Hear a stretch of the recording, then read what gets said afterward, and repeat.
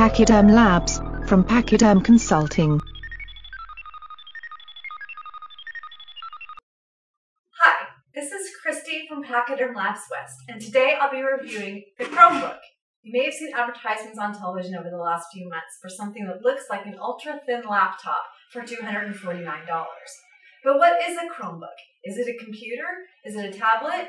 Hopefully during this review I'll be able to answer some of those questions for you, and you'll be able to find out whether or not this might be the right device for you. So here it is. This is the Google Chromebook. And as you can see, it looks very much like a laptop. It's actually super thin, probably more on the scale of something like an ultrabook. That gives you kind of a view of it, how thin it is. It's lightweight. They list it as, I think, 2.44 pounds. So it is very easy to carry around with you. Not quite as light as a tablet. There in the back, you've got a couple of USB ports to connect some external devices, an HDMI port, and then of course the power jack where you insert the charger. So there you go. That's your sort of external view of the Chromebook. Now we're going to open this guy up and show you what he can do. When you first get the Chromebook, you will be prompted to create some user accounts, or just one if it's for yourself, or multiple if you're going to share it through multiple people. And you don't have to. You can browse and use the device as a guest, but I do advise that you go ahead and create a Google account even if you never really use the email feature of it. But it does retain your history when you use the device. It saves your apps under your user account, and it will connect to your accounts that you use on other devices. So for example, if I use Chrome browser on my home computer, then that browsing history is also saved under my Chrome browsing on my Chromebook, which is kind of a nice feature. So I'm going to go ahead and sign in as myself and show you some of the features. The first thing that happens after you log on is an internet browsing window automatically opens, a Chrome browser of course. And for me it's set to a default page at the moment, a Yahoo page. You could set this page to anything that you want. But I think the important message here is this basically is telling you exactly what this device is. This device is primarily a connection to the internet. And you can use it to browse anything, do online shopping, use email over web access if you have that, or like AOL or Gmail email accounts. All of that actually is very easy to use on this device because it does have the look and feel of a laptop. So the screen size is a little bit larger and the keyboard is nice with the touchpad and the ability to add a Bluetooth mouse. All of those are very computer-like laptop features that do help this device become very easy to use for those purposes. The way this Chromebook is very tablet-like is that most of what you want to do with it is going to be handled by applications or apps. And I've got my mouse rolled over right now, some of the default apps that do come preloaded on it. And though I'm sure you're probably not able to see from this view exactly what those apps are, I'll just explain that most of them are a link to purchasing apps, or one of the nice apps that's available, something called Google Drive, which is like a cloud storage. I think for the first year that you own the device, you get 2 gigabytes of free storage, and after that it's $2.50 for 25 gigabytes of storage space.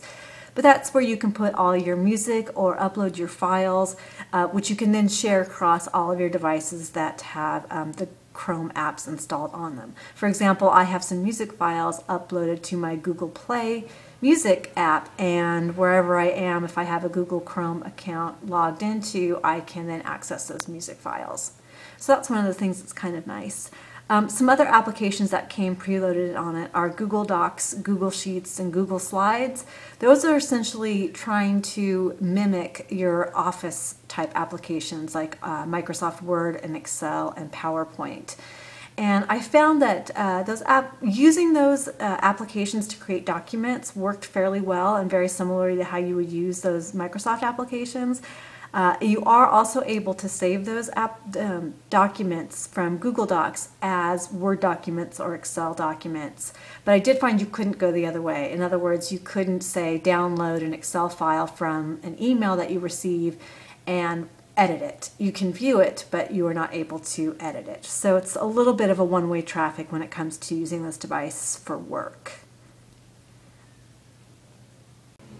And I just scroll my mouse over to page 2 of my apps, and I suppose if you have a lot of apps, then you're going to keep scrolling across. But basically, I've loaded a couple of free games and links to my Google sort of entertainment, Google Books, Google Music, and Google Play for movies, most of which you have to be online to access. However, if you do purchase books, you can access those offline.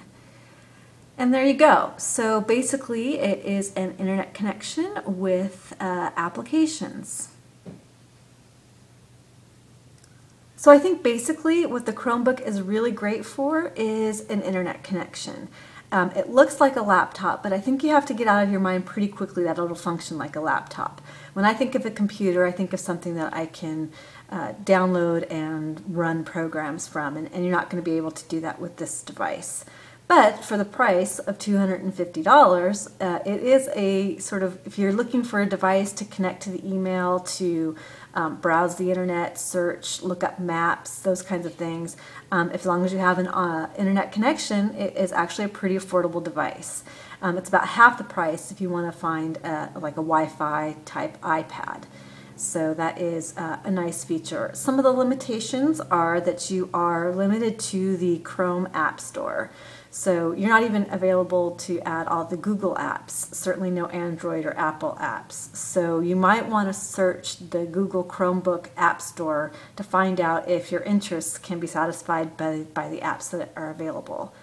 And lastly, I would say the screen resolution is more like a laptop, more like a computer, and not really that clear if you're thinking of an e-reading device. In bright light, as in the sunlight on my back patio in the mornings, I did tend to find that the screen was difficult to read.